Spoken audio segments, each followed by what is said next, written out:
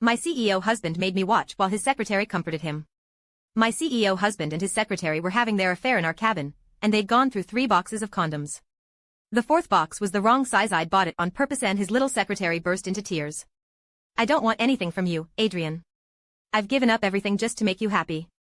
Why won't she let me have even this tiny bit of love? That night, Adrian Blackwood stripped me naked and tied me to a chair in my father's funeral home. In front of 99 security guards, he threw down 99 boxes of condoms. You're so desperate and jealous that Jasmine gets my attention. Since you want it so badly, let them satisfy you. Use them all. Every single one. Or you don't leave. 3 days later, the funeral home doors finally opened. Adrian stood there in his $10,000 Armani suit, as coldly elegant as ever. His eyes swept over the blood beneath me. Have you learned your lesson? All because I'd bought the wrong size condoms during their affair. He'd forced drugs down my throat, tied me naked in my father's funeral home, and let his 99 security guards do whatever they wanted. 3 days and 3 nights. From desperate pleas to numb silence. 7 years of marriage couldn't compete with his mistress's single tear. My father's portrait hanging in the center of the room pierced my heart. I still remembered my wedding day, how proud and tearful he'd been. If he were still alive, he never would have imagined his precious daughter would be degraded like this. Adrian, you promised my father you'd take care of me. My voice came out hoarse and broken, nothing like before. Don't mention that old bastard. If he hadn't blackmailed me into marrying you with his medical expertise, my wife would be Jasmine. But I remembered clearly when Adrian had been in a coma after the car accident. It was Jasmine who'd changed overnight, taken money from my father, and fled the country. I was the one who stayed by his side, who begged my father, one of the world's top neurosurgeons, to save him. 6 years it took to bring him back from his vegetative state. But when Adrian woke up, he was convinced my father had driven Jasmine away, forced her to suffer abroad. He hated my father for it. He married me out of obligation for saving his life, then immediately hired Jasmine as his personal secretary, keeping her by his side day and night. Thinking of all those nights I'd cried alone, I closed my eyes and made my decision. Adrian. Let's get divorced. The moment the words left my mouth, the guards behind him exchanged knowing looks. Everyone in Manhattan knew Victoria Sterling had chased Adrian Blackwood for 16 years like a pathetic puppy. Adrian's eyes filled with mockery. You already have the position of Mrs. Blackwood, Victoria. Don't push your luck. Warm liquid flowed from between my legs.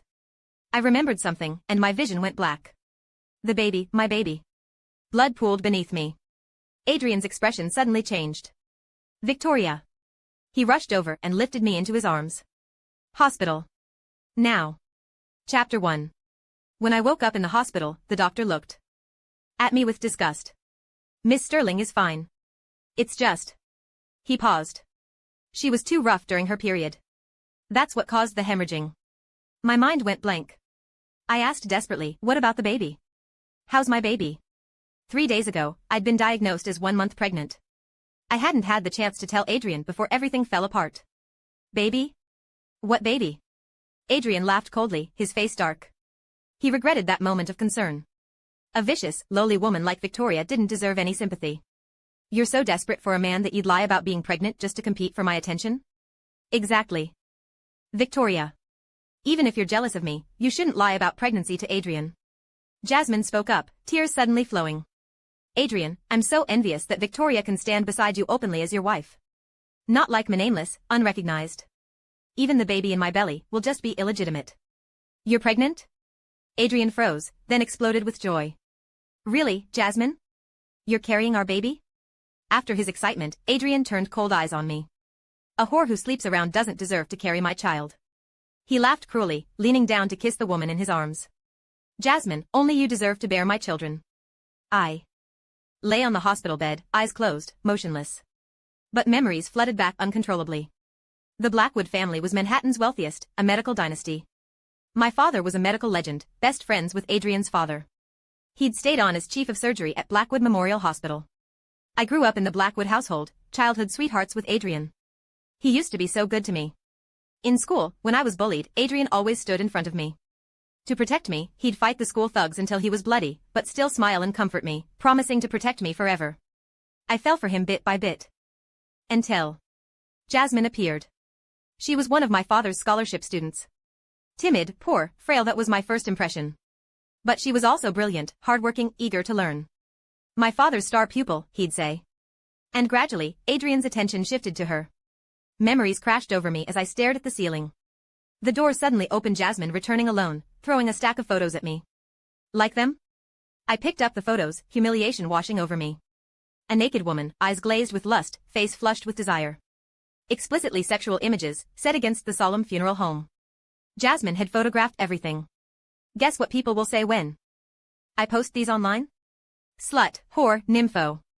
She watched my face pale with satisfaction. I warned you to give up the position of Mrs. Blackwood willingly. If you'd been smart, I might have let you stay as the housekeeper. Otherwise, you can join your pervert father in hell. Why? My father was so good to you. Why are you slandering him?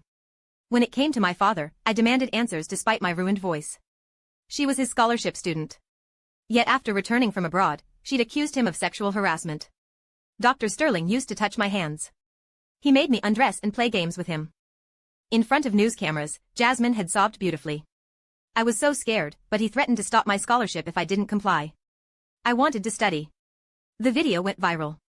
Jasmine's line, "No woman would lie about sexual assault," convinced everyone my father was a predator, despite zero evidence. Adrian led the charge. He broke my father's surgeon hands, threw him out of the Blackwood family, framed him with gambling debts, destroyed his life's work, left him homeless. That night I'd knelt before Adrian, begging him to show mercy for our marriage's sake. That same day, unable to bear the humiliation, my father jumped from a building. Even in death, he was branded a predator. But my father had been the gentlest, kindest man. He'd helped countless students. I couldn't believe he'd do such things. Jasmine, my father never touched you. You're lying. She laughed coldly. Want the truth? I was supposed to be your stepmother. But that old fool turned me down, said he saw me as a daughter. If I was really like a daughter, why did you get cars and penthouses while I got a few thousand in scholarship money? Why? Suddenly she spotted something in my hand. A recorder? Trying to trap me? She laughed, grabbing it and throwing it out the window. I invented these tricks. Then she suddenly clutched her head, crouching and screaming. No. Don't touch me. Dr. Sterling, please don't. Adrian, I'm scared. Save me. Help. Someone help.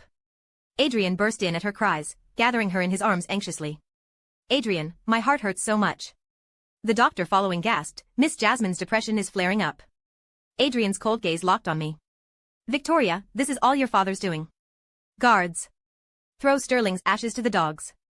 Meeting Jasmine's triumphant, mocking eyes, I felt struck by lightning. Chapter 2. Adrian kept his word. He had guards drag me to the funeral home, forcing me to watch as they fed my father's ashes to dogs. The ceramic urn shattered, ashes scattering across the ground. No. When Adrian had them release me, I rushed forward desperately, my pathetic state making the guards laugh. A wild dog's sharp teeth sank into my arm, blood flowing freely. Adrian watched the blood on my arm, inexplicably irritated. But remembering Jasmine's severe depression caused by Sterling, he suppressed that flicker of pity. Victoria, you owe Jasmine all of this. I felt nothing, just gathered the scattered ashes into my palms. A tear rolled down my cheek as I trembled. Dad. I'll take you home. I stood, brushing past Adrian. Leaving the funeral home, my phone suddenly rang. Miss Sterling? Your father left you some documents before his death. Could you come to our law firm to collect them? At the law firm, the lawyer handed me a file. Dr. Sterling insisted I give this to you personally. I opened the documents, reading page by page. My heart shook. By the last page, I was sobbing uncontrollably. This was the truth. My father didn't commit suicide. He died willingly for me. It was all my fault. I killed him. Clutching the documents, I swore in my heart. I would make Adrian Blackwood and Jasmine Miller pay. I returned to the Blackwood mansion in a daze. Women's clothes were scattered everywhere, evidence of recent activities. This was supposed to be our marital bedroom, reduced to their playground. Jasmine's more considerate than you. She left quickly so you wouldn't be upset seeing her. Adrian embraced me from behind, still smelling of Jasmine's gardenia perfume. Honey, I'm hungry. He nuzzled my neck lazily, like nothing had happened. Want your fried rice? These fake tender moments had fooled me for 7 years. I let his hands wander, closing my eyes with sarcasm. Adrian, enjoying the show of cuckolding yourself? He laughed. Just scaring you. The research department developed a new drug. It creates hallucinations and lust. Sweet Victoria, how could I let anyone else touch you? True or false, it didn't matter anymore. Thinking of the evidence that would destroy Adrian and Jasmine, I smiled coldly. I want to attend the charity auction in 3 days. Fine. Adrian agreed casually, about to continue when thunder crashed outside. He frowned, getting dressed. Jasmine's afraid of storms. I'll check on her. The door slammed shut. I curled in the corner, burying my head in my knees. Adrian had forgotten. I had a phobia of thunderstorms. I was terrified of them. Chapter 3. At the auction, the lead organizer rushed to greet us. Mrs. Blackwood is so young and beautiful, perfectly matched with Mr. Blackwood. A match made in heaven. Jasmine giggled. She dressed to the nines today, every hair perfectly styled. Standing beside Adrian, she looked far more like Mrs. Blackwood than I did. You're mistaken. Victoria is Adrian's wife. The man's gaze shifted to me. He laughed awkwardly and said nothing more. Inside, watching Jasmine's delight, Adrian's eyes softened. Want to be Mrs. Blackwood that badly? Of course. Adrian, I dream of being your wife. She lowered her head sadly. I'm so jealous of Victoria. Adrian said nothing more. When the auction began, handcrafted Parisian wedding gowns, rare pink diamonds, antique tiaras, anything Jasmine liked, Adrian bought without hesitation. Adrian, isn't this too expensive? Adrian tapped her nose. You're carrying my child. Whatever you want, I'll give you. Won't Victoria be upset? Adrian glanced at me. You think everyone's as spoiled and demanding as you? Silly girl. I saw Jasmine's smugness clearly, my heart aching dully. 7 years of marriage, Adrian had never given me a single gift. I'd thought he was just unromantic. Now I knew he simply didn't want to be romantic with me. Victoria, I have a gift for you. Hope you'll like it. Jasmine suddenly said this cryptically. Then the auctioneer announced. Next item. He opened the box, his expression turning strange as he glanced at me quickly. He recognized them. The box contained Jasmine's special gift. Next item, Mrs. Blackwood's private photos. The screen lit up with explicit images. The woman with flushed face and lustful eyes was unmistakably me. The room erupted. I remained calm, walking to the podium with a box. The final item will be auctioned by me. I held up the documents. I'm selling Adrian Blackwood's complete destruction. What's she doing? Destroying Mr. Blackwood? With what? A housewife? No wonder Blackwood prefers young, beautiful Miss Miller. Women's jealous drama. Blackwood certainly has his hands full. Amid the murmurs, Adrian's face darkened. 10 million. Get down here. I didn't move. 10 million. That's so much, Adrian. Let it go. Jasmine gasped, tugging his sleeve, but he shook her off. Before Adrian could bid higher, a voice rang out, I'll take it all. The clear male voice cut through the room like a blade. Everyone turned. Marcus Chen. My father's star resident. Dr. Chen? What brings you here? The auctioneer rushed to greet him excitedly. But Marcus walked straight to me. I was abroad on a classified medical research project when everything happened to Dr. Sterling. He explained quietly. By the time I got the news, it was too late. I know Dr. Sterling's character. He would never do such things. In that moment, tears finally fell. After everything, everyone had condemned my father. This was the first time someone said, I believe you. Victoria, I'm sorry. I'm too late. I suppressed the pain, saying nothing. Adrian's face was ugly. He stared at Marcus, wiping my tears. Voice dripping venom. So Dr. Chen outbid me? Marcus raised an eyebrow. Better luck next time, Blackwood. Adrian's expression darkened further. You know who I am. Tell your boss I am taking this. He pointed at my documents. The auctioneer shook his head. I'm sorry, Mr. Blackwood. Dr. Chen is our chairman's personal guest. Unless it violates auction rules, we defer to Dr. Chen. The auctioneer looked apologetic but remained firm. Adrian's gaze swept to me threateningly. Victoria. Come here. I didn't move.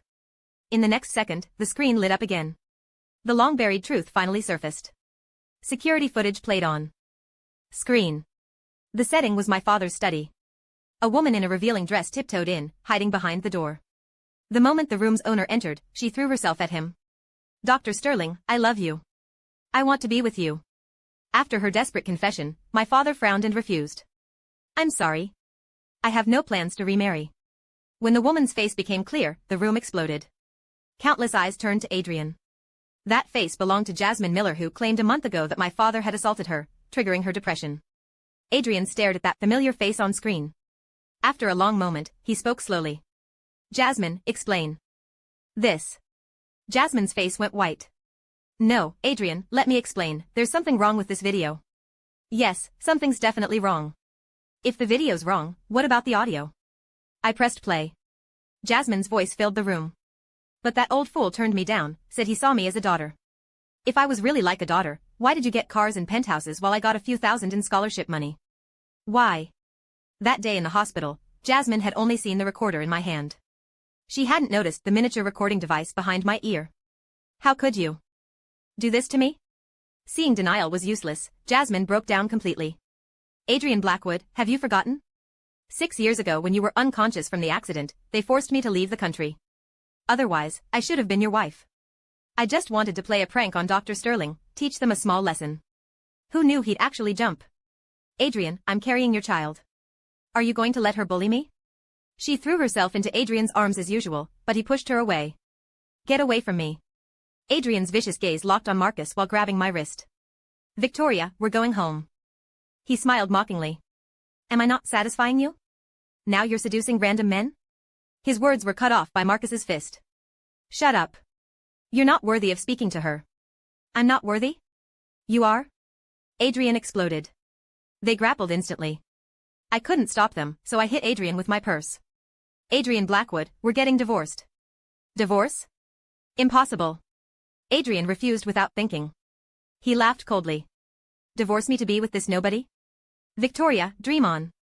You were born mine, you'll die mine. In this life, you can only be my wife. After those words, my anger suddenly calmed. I stared at Adrian steadily. My father had left me more than just this video. He'd left evidence that could destroy the Blackwood empire. The auction was just bait. In 3 days, the evidence would be all over the internet. Adrian, you'll pay for this. Chapter 4. Leaving the auction, Marcus and I walked through the park. He suddenly asked. Victoria, do you resent me? I touched the ring on my finger, containing my father's last ashes. Marcus was my father's star student. But he was smarter, more diplomatic than my father. My father was rigid and stubborn, believing all lives were equal. He'd offended many powerful people. That's why Adrian could destroy him without consequence. But Marcus was different. Also a top physician, Marcus had cultivated relationships with the elite. His network made even Adrian wary. Like at the auction, the auctioneer's deference was because Marcus had saved their dying chairman. After a long moment, I said quietly. I don't resent you. I only hate my own stupidity for killing my father. My hand was suddenly grasped by a warm palm. Victoria. I'll help you get revenge for Dr. Sterling. He stared into my eyes, as if making a decision. Not just for him, but also. Don't say it. I pulled my hand away, cutting him off. I knew Marcus had feelings for me, but I'd always seen him as a brother. Besides, I had no interest in new relationships now. I only want revenge for my father. I want Adrian and Jasmine to pay with their lives. Back at the Blackwood mansion. Adrian, please listen. I only did those things because I love you too much. For our baby's sake, please forgive me. Jasmine had cried and pleaded the whole way, getting only an icy. Shut up. Neon lights flashed outside, darkness filled the room. Adrian's tall figure stood by the window before suddenly asking, what really happened 6 years ago? That question froze Jasmine's tears on her face. After a moment, she smiled unnaturally. You know what happened. Victoria threatened me with your life to make me leave. You were unconscious, and only Sterling's medical skills could save you. I had no choice but to go. Adrian, you know how much I suffered abroad? If not for Victoria, we'd be married by now. She spoke of love as always, but this time Adrian just watched her coldly.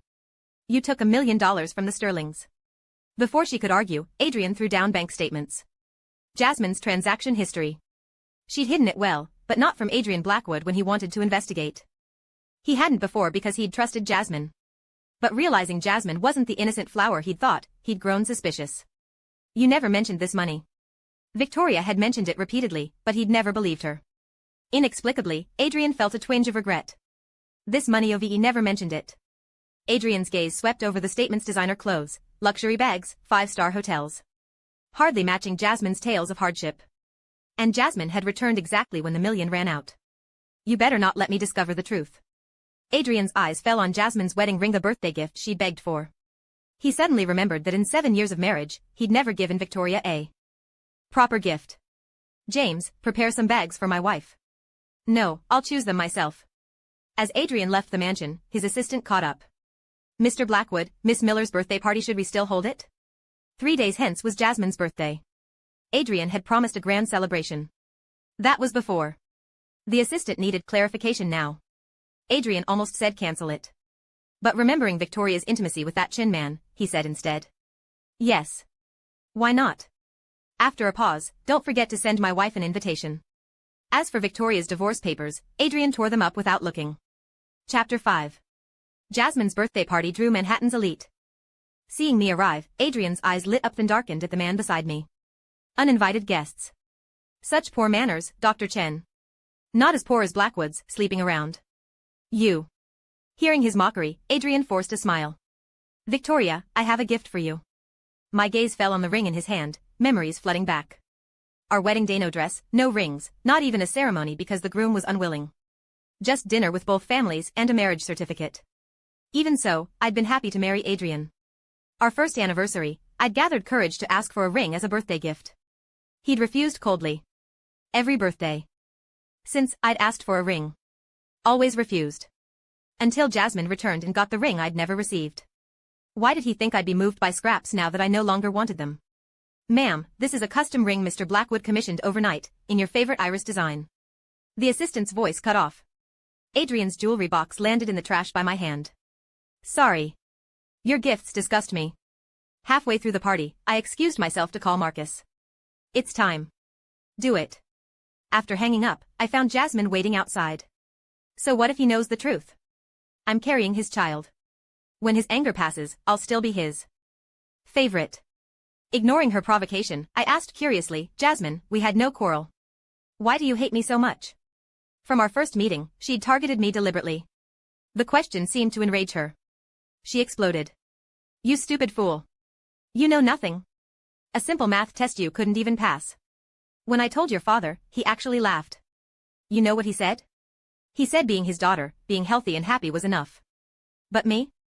Also someone's daughter, with top grades, my parents forced me to drop out and work. I was only 15. Jasmine's face twisted. You're inferior to me in every way but live better than me. Victoria, how could I accept that? I swore then someday I'd take everything from you. Did you succeed? One sentence shattered Jasmine's rage. She lowered her head silently, then suddenly fell backward toward the stairs. Agonized screams rang out as Jasmine tumbled down, blood flowing between her legs.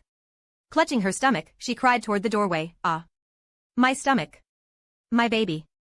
Adrian, save me. But Adrian just stood there, watching calmly. Adrian, save me. Jasmine's reaching hand was easily avoided. Feel better now? Adrian spoke with resignation.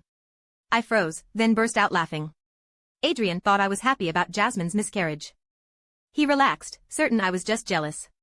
He told the wailing Jasmine coldly, one child if it makes Victoria happy, it served its purpose. He turned to comfort me gently. Victoria, tomorrow I'll send her abroad. From now on, I'll only have you. I laughed until tears came. This cheap performance of love had trapped me for 7 years. Give me a child. My inheritance will only go to our blood. He dared mention children. Our child, didn't you kill it yourself? Adrian froze, automatically responding, you weren't pregnant. He suddenly turned to Jasmine. She lay in blood, face pale, but eyes full of mockery. Victoria, I bribed the doctor. Your baby's long gone. Jasmine descended into madness. All your children are dead. Adrian Blackwood, you deserve to die childless. Adrian's eyes turned red with rage. Before his fist could fall, sirens wailed. Chapter 6. The party hadn't ended when police arrested Adrian publicly. His business partners approached me, confused. Mrs. Blackwood, what has Mr. Blackwood done? Capital crimes. They paled instantly. Mrs. Blackwood, this isn't funny. I cut them off. I'm not joking. My father's documents contained more than evidence of Jasmine's lies. They revealed investigations into the Blackwood empire.